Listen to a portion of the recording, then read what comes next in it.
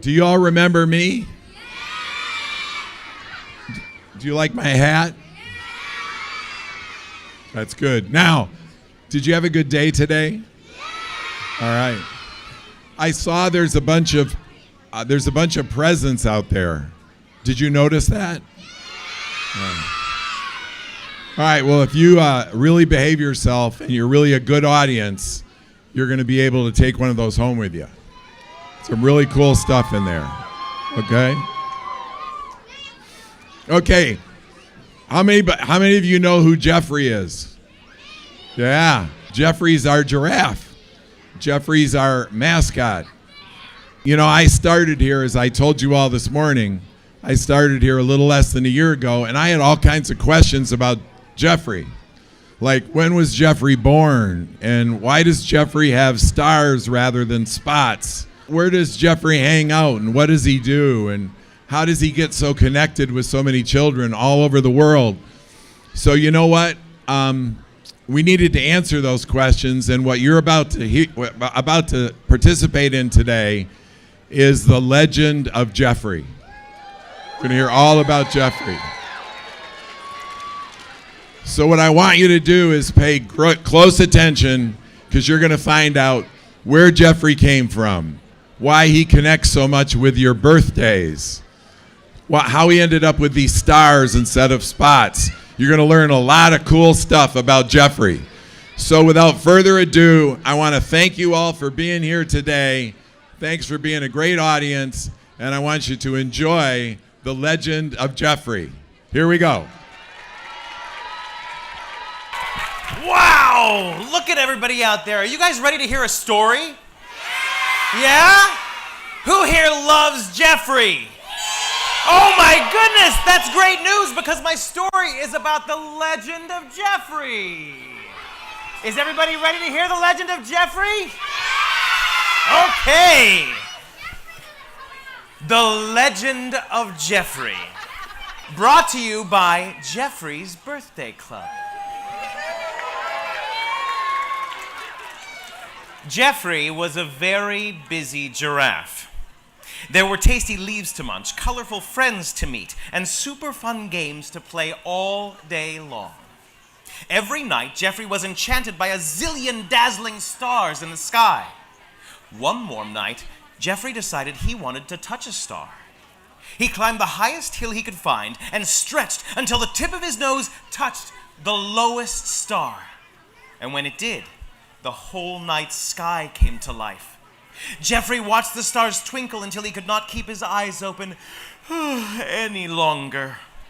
Under these stars, surrounded by the things he loved, Geoffrey was home. The next morning, when he woke up, Geoffrey felt different inside, a little more special than usual.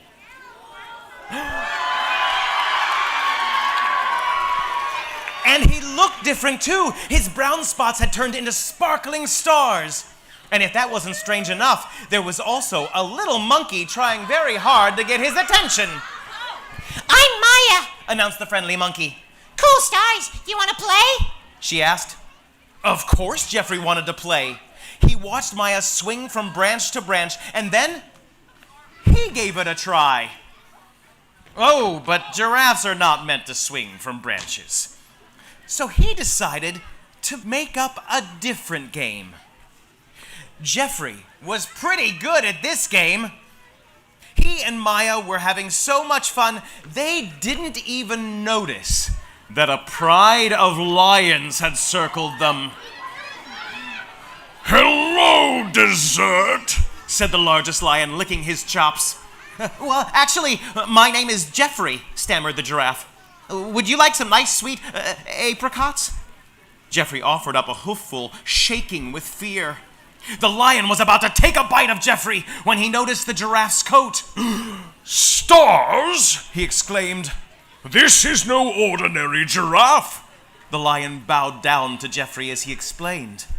There is a famous legend that one day An animal covered in stars will appear and bring awesome fun to the world. The lions all nodded. Geoffrey was covered in stars, but could it be true? Oh, I'm no legend. I'm just Geoffrey, he told them.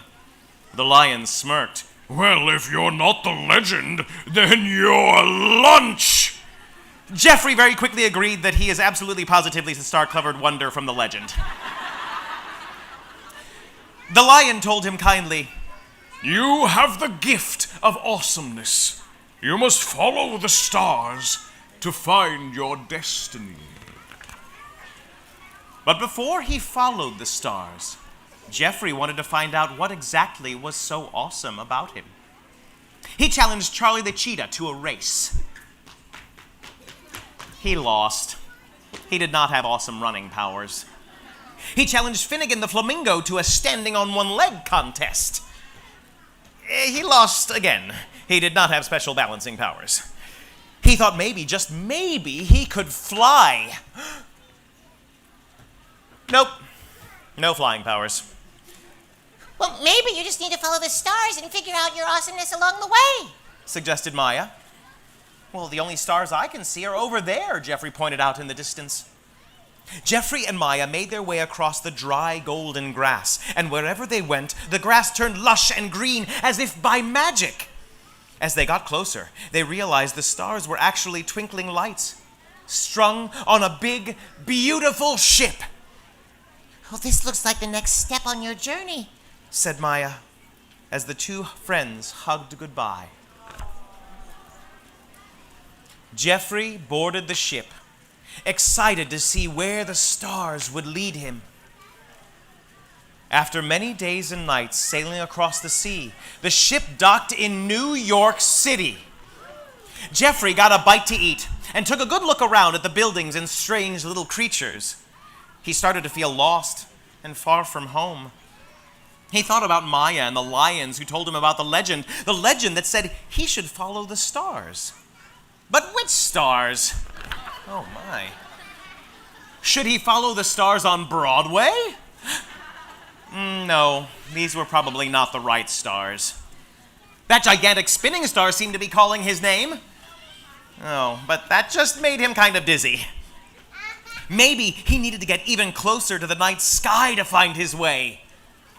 But not that close. Or maybe he would be better off figuring this out with his feet on the ground. He was trying to decide which way he should go when he spied a monkey on the street who reminded him of Maya. Geoffrey lifted the worn little stuffed animal. As he did, the monkey magically came to life. Who are you? Demanded the scrappy little stuffed animal. Where's Lulu? That way? Geoffrey pointed at the pedicab up ahead, where they could just see the red pom-pom on the little girl's pink hat. He and the monkey jumped in a taxi and pointed the way. But there were so many cars that soon they couldn't see the red pom-pom or any sign of Lulu at all. So they hopped out and sat down on the sidewalk. Thank you, Said the monkey. Oh, my name is Patches, by the way.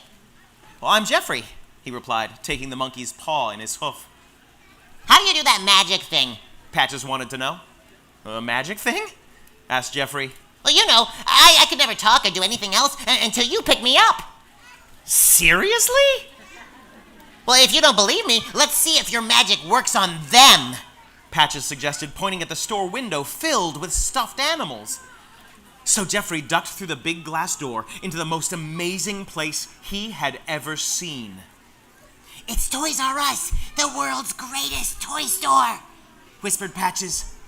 There were toy trucks and trains, robots and rockets, tents and playhouses, and best of all, there were zebras and elephants and all the other animals he grew up with. Patches said, Okay, Geoffrey. Now, try your magic.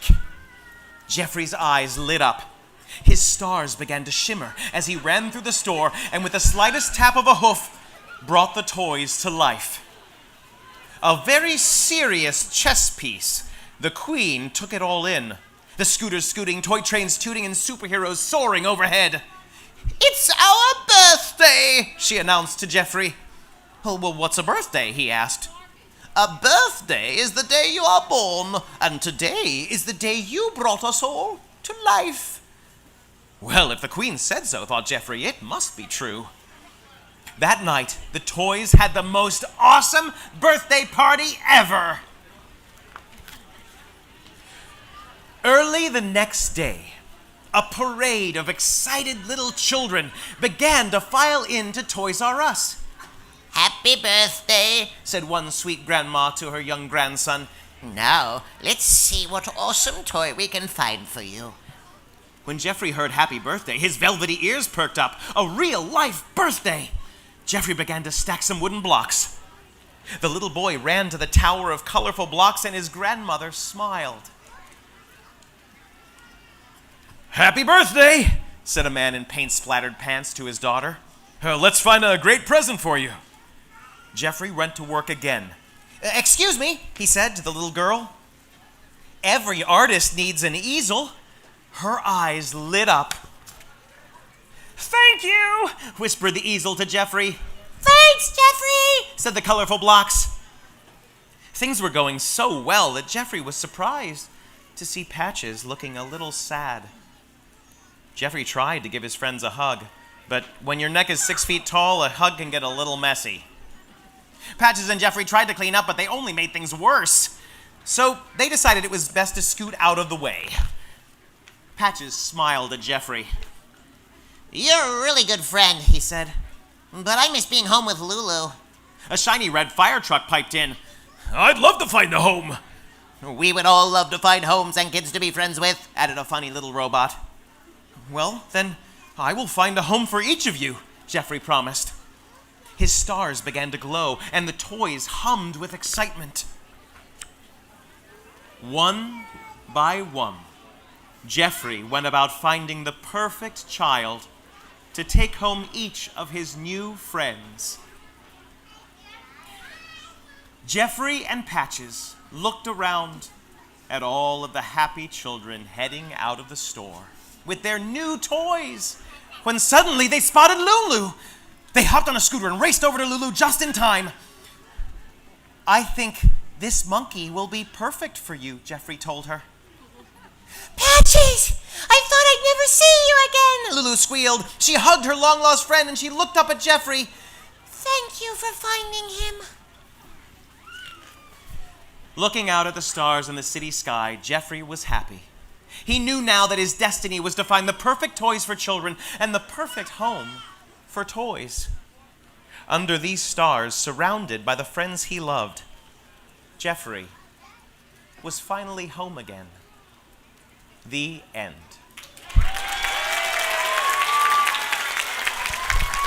You guys, Geoffrey loves birthday parties so much that he wrote a brand new song for birthdays.